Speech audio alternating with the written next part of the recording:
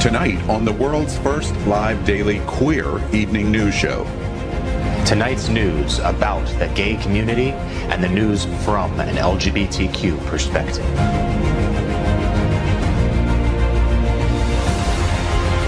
Are our gay stories important to you? In headlines, politics, entertainment, gay culture, travel, religion, and more. Reported by respected anchors. Out of the closet and into the headlines on Q News Tonight.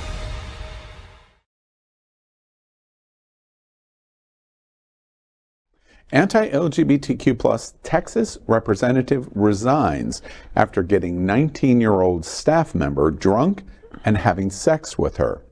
Texas Representative Brian Slatton resigned from office yesterday, 2 days after an investigation committee determined he violated multiple rules by providing alcohol to and having sexual intercourse with a 19-year-old member of his staff. Slatton, a Republican in his second term representing Royce City, a suburb northeast of Dallas, quickly established a reputation in the legislature as a conservative bomb thrower. He filed or supported legislation to ban drag shows and to oppose transgender rights. He did not address the findings against him in his resignation letter to Governor Greg Abbott. His resignation comes a day before Texas House members are scheduled to vote to expel Slatton on a recommendation from the Chamber's General Investigating Committee. On Monday, Representative Andrew Murr, who heads the investigating committee, said he will go through with Tuesday's vote because by resigning, Slatton stays in office until his successor is elected. Murr's committee found that on 3 occasions, Slatton violated the House personnel and personal drug and alcohol policy by providing alcohol to an underage person, and that Slatton harassed the aide by showing her an email from an unknown person that he likely fabricated and that revealed information about the sexual encounter.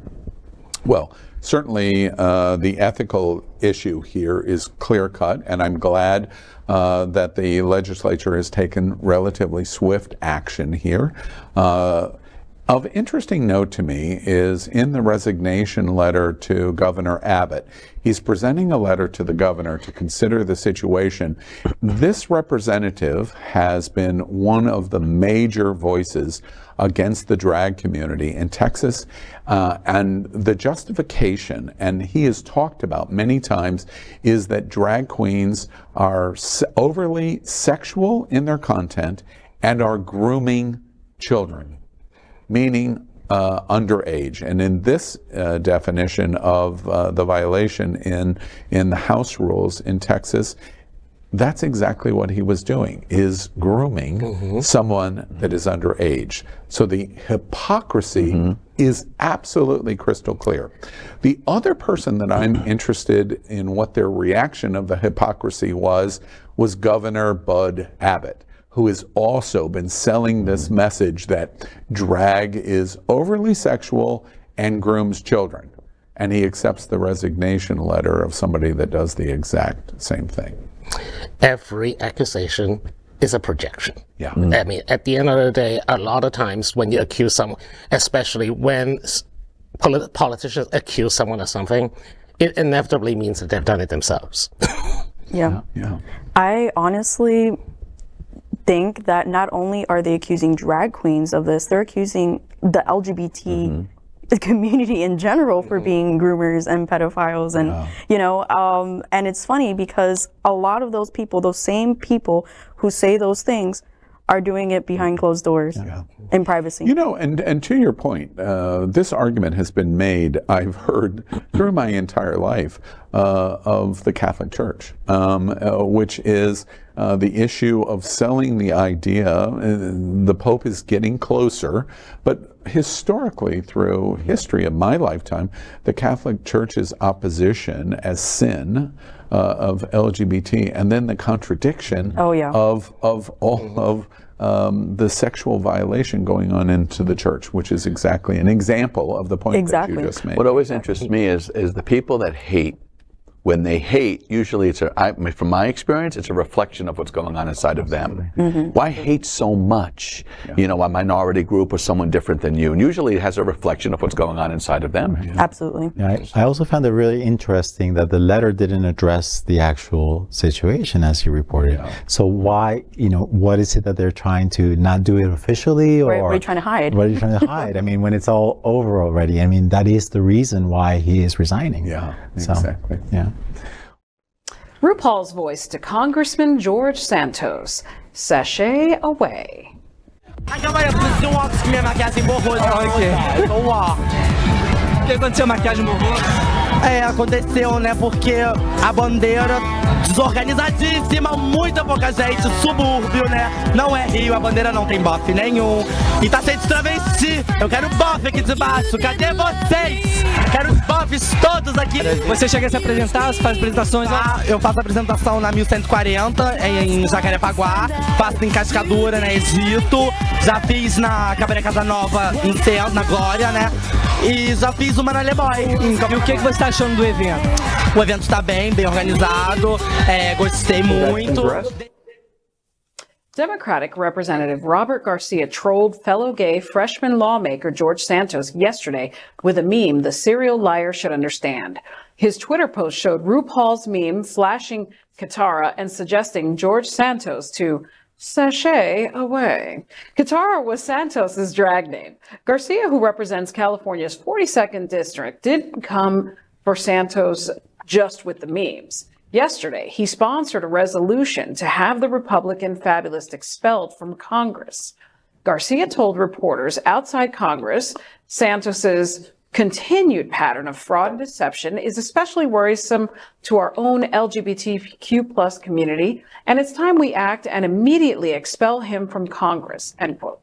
As Republicans now control the House, the resolution will likely fail even if it reaches the voting stage. Quizzed about Robert Garcia's objections to him, Santos told a reporter, quote, "I don't even know who Robert Garcia is," end quote. Recently, Santos was interviewed on Newsmax, where he again tried to downplay his lies and push them as resume embellishments. Claiming to want to set the record straight, he said he never worked for Goldman Sachs or Citigroup directly, but he did work through direct contracts for those firms. Now, Miss Lies a Lot, I really believe you should just exit quietly. That might be your best bet at this juncture. Exit quietly. I don't think he knows how. Let's just talk about how this Robert Garcia and Santos look similar. Don't they look kind of alike? Is that the same picture that all congressmen take or something? I don't know. Like, right? Don't they look kind of similar? Exactly. Like, I thought it was the same freaking person. Yeah. You know, here's my thought on Santos. Santos was a young, shy gay boy that had to stay in the closet, all right? And so he had to lie about everything. And so now he's relevant and everybody's talking about him. Come out, dude. Just come out already. I mean, it's ridiculous. It really is. And that was video of him in Brazil. Yes.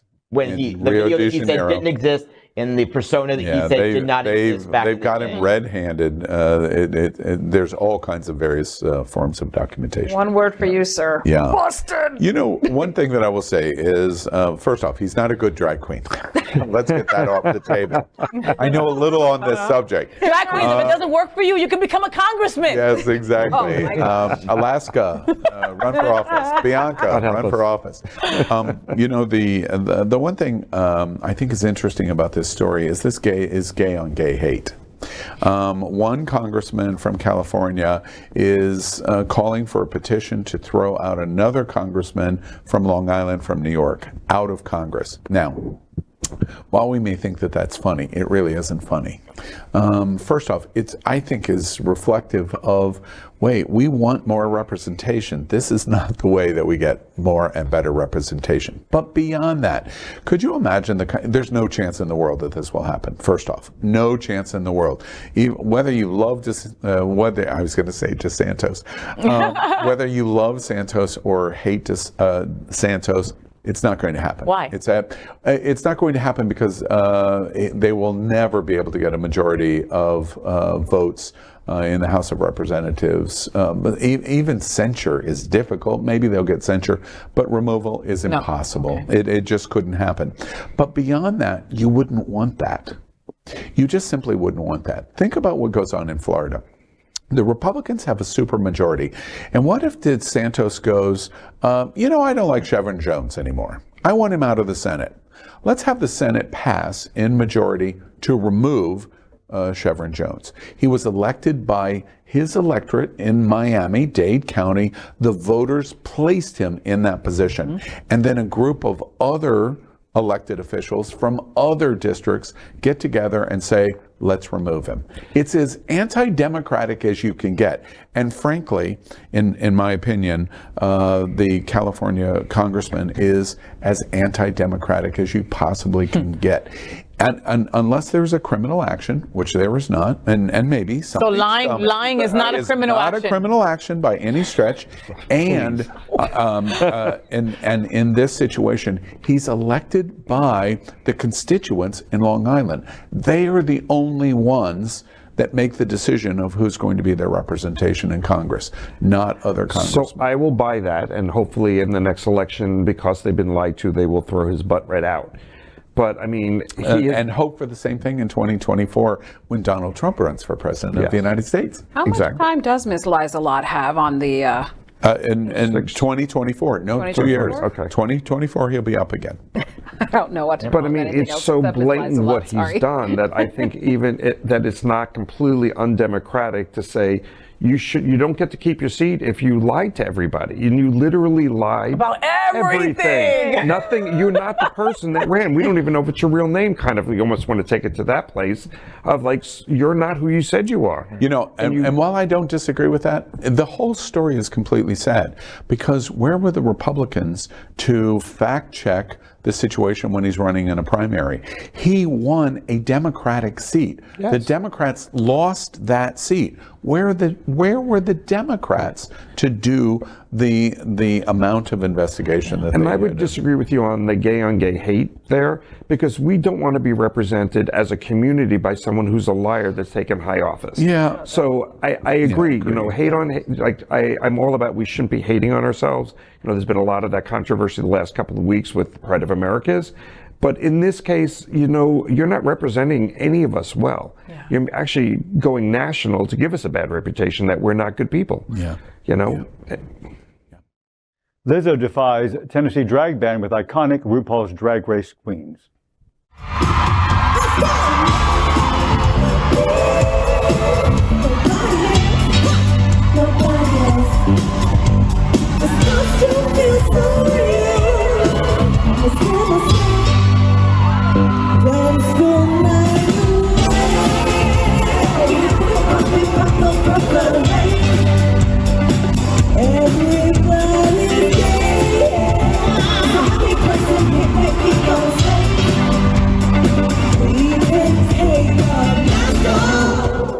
Despite being advised by fans to cancel her Tennessee show due to the state's oppressive anti-drag law, which bans adult cabaret entertainment in public spaces and where it might be seen by minors, Lizzo instead brought drag performers, including RuPaul's Drag Race alumni, on stage.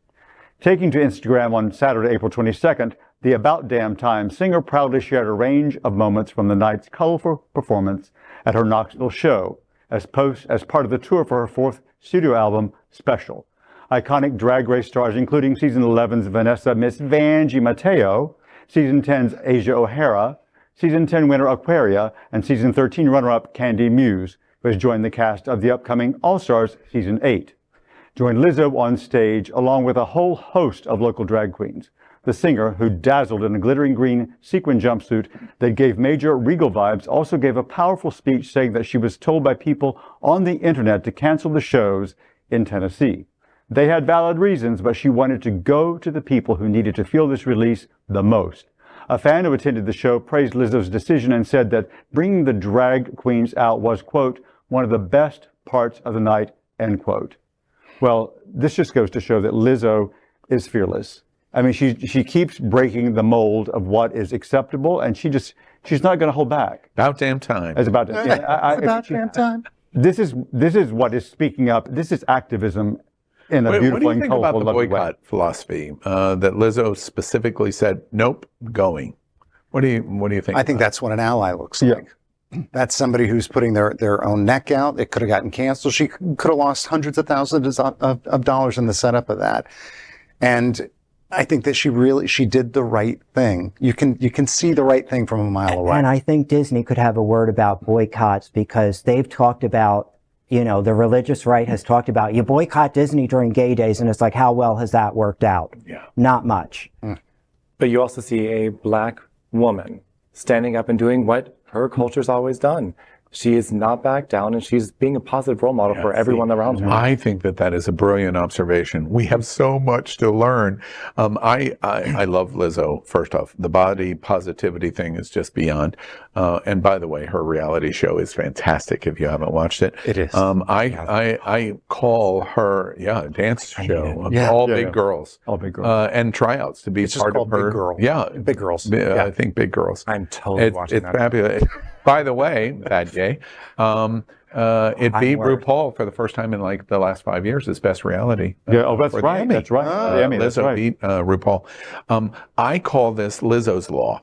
And I'm going to talk about it a lot and unpopular, because I'm not an advocate of bans and boycotts. And the reason is because I agree with what Lizzo said, and supporters of Lizzo, you get back into the trenches and fight. You do not back out, because your back out has virtually no effect. If you're not in front of their face, yelling right back in front of them, right into their face, you're not doing any good. And I'm going to take it a step further, that when you take a step back, you're giving ground. And I don't think we should be. They win. They win. Yeah. Win. And it's a model in Florida. Lizzo, don't not come to Florida, and the entire world. Please don't not come to Florida, because we need you to come to Florida and scream loud and clear. We support the trans community. We support the drag community. We support the LGBTQ community. Anything else is not successful. And the proof of that point to all of those haters that are going to say terrible things about me, when I was at Treasure Coast with Mark on Saturday, none of the protesters that should have been there were there. It's a bit hypocritical for you to say, let's boycott. Ooh, that sounds like someone took the gloves off. Star-studded Drag Isn't Dangerous telethon raises over $500,000. The Drag Isn't Dangerous live stream telethon, hosted by Justin Martindale, Alaska 5000, Peppermint, and Adam Shankman, and created by Producer Entertainment Group, raised more than $500,000 for LGBTQ plus charities. The event saw performers including RuPaul's Drag Race All-Stars 7 winner Jinx Monsoon, Jake Wesley Rogers, Bob the Drag Queen, and more take to the stage in both live and pre-tape performances to help raise money for organizations benefiting the queer community. Along with performances, the event also featured a number of testimonials from LGBTQ plus entertainers and noted allies such as Margaret Cho, Adam Lambert, Charlize Theron, Sarah Silverman, and Melissa McCarthy, who spoke out against the rampant discrimination being faced by LGBTQ plus people everywhere. In one of the most blistering statements of the evening, RuPaul's Drag Race judge Michelle Visage blasted state legislatures aiming to restrict drag performances. All proceeds from the event are being split among a pool of charities, including GLAAD, Gilson, Headcount, Black Queer Town Hall, the ACLU Drag Defense Fund, Trans Justice Funding Project, and the Victory Fund to support and defend drag performers against anti-drag legislation in states such as Tennessee and Florida. Wow, wow, wow. If there's one thing drag queens can do is raise money. That's the truth. $1 at a time. $1 at a time. My gosh, 500,000, that is quite a sum. I am so happy that it's going towards organizations that are supporting trans performers, because as you know, as a trans performer myself, we're being villainized, we're being attacked. This is basically war for us. And not basically. It is a war. And the money is going to help so much with supporting the drag performers who are being attacked with these legislation. Yeah, and overall, the initiative really points out the good that can come from the community as well. A community that's being portrayed as being, evil. It actually the power that is behind that community, and the good that they can do. There is, and one of the things that I get offended by is when anyone in the media or in the law and politics says every drag queen does this, every gay person does, and that's an untrue statement. I'm a firm believer if you change the way you look at a thing, the thing you're looking at will change. Well, what are you looking at? Yes, there are these type of people in every community, in every race, in every culture, in every sexual orientation. But the fact of the matter is there's also wonderful stuff in the drag shows. There's wonderful stuff in the gay community. There's wonderful stuff in the black community. And let's look at that stuff. Change the way you look at a thing, the thing you're looking at will change. Well, and that's how these rhetoric get put forward, because by demonizing just one person, you can say that, one drag queen is bad and therefore all drag queens are bad. Exactly. One gay person is bad and therefore all gay persons are bad. Exactly. But we don't turn around and say one straight person commit murder and therefore all straight persons are murderers. Right. So, it's, but it's to trigger the fear of the unknown with people who don't live in city centers, with people who don't live anywhere near an LGBTQ community.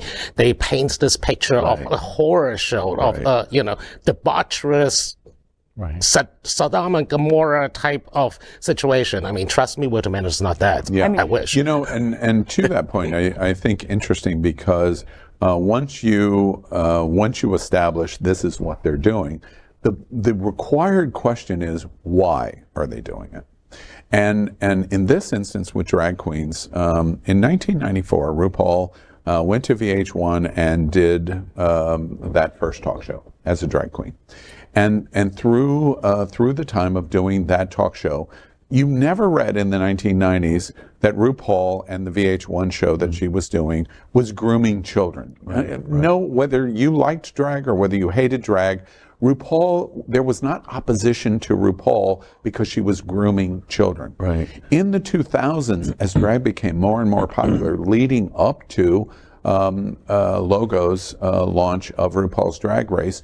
RuPaul's Drag Race operated, and there was not a wide segment of America saying, this must stop because they're grooming children and it's dangerous for our children and they shouldn't be on television, and MTV and Viacom shouldn't be involved in this, and let's have a boycott because they're grooming children. That did not happen.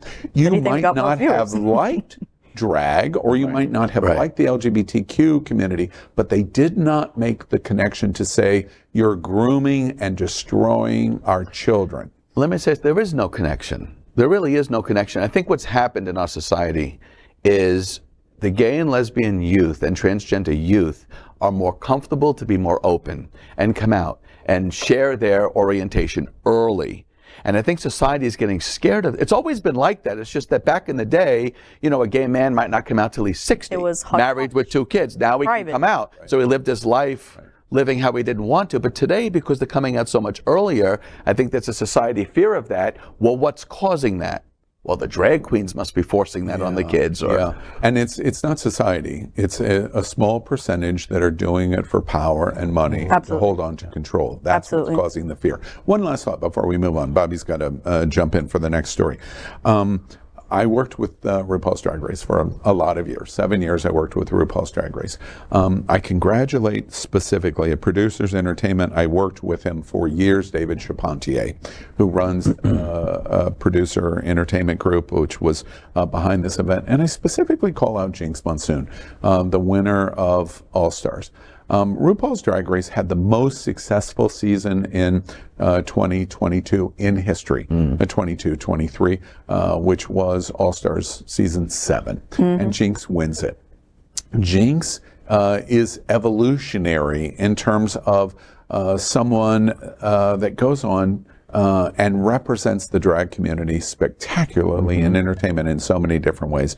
I congratulate Jinx, because at the end of the day, Tennessee and Florida and Texas are not going to be able to sell to America that Jinx Monsoon is dangerous for children and that Jinx Monsoon is grooming children. They are not going to be able to sell this to America. And this was the starting point, which is why I congratulate World of Wonder and David Chapontier at Producers Entertainment, because they've drawn a line in the sand. Yes, congratulations on the $500,000, but far more important, they've drawn a line in the sand that says, we now are going to fight. And this is the start where entertainers, the LGBT community, but allies, we have tons and tons of allies that are going to say, we're not going to accept this, and Tennessee and Florida and Texas are not going to be able to sell this to America, and now we're going to fight. And that's why this story, I think, is so important. We are Queer News Tonight, the world's first and only live daily LGBTQ+ evening news show, brought to you from Happening Out Television Network. We operate in the same model of PBS and NPR, but for the LGBTQ+ community. We educate, inform, and entertain by supporting the 10 pillars of our LGBTQ+ community, with more than 100,000 a week watching us on Roku, Apple Television, and other channels. To keep the story going, we accept donations with 100% transparency. Stay updated and live authentically with Queer News Tonight.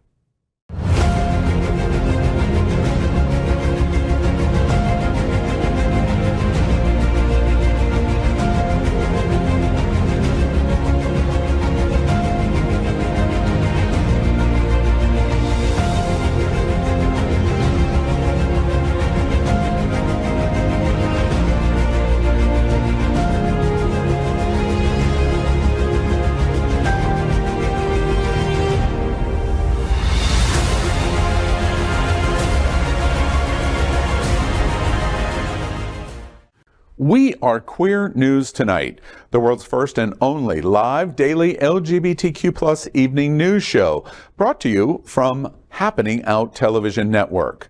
We operate in the same model of PBS and NPR, but for the LGBTQ+ community. We educate, inform, and entertain by supporting the 10 pillars of our LGBTQ+ community, with more than 100,000 a week watching us on Roku, Apple Television, and other channels. To keep the story going, we accept donations with 100% transparency. Stay updated and live authentically with Queer News Tonight.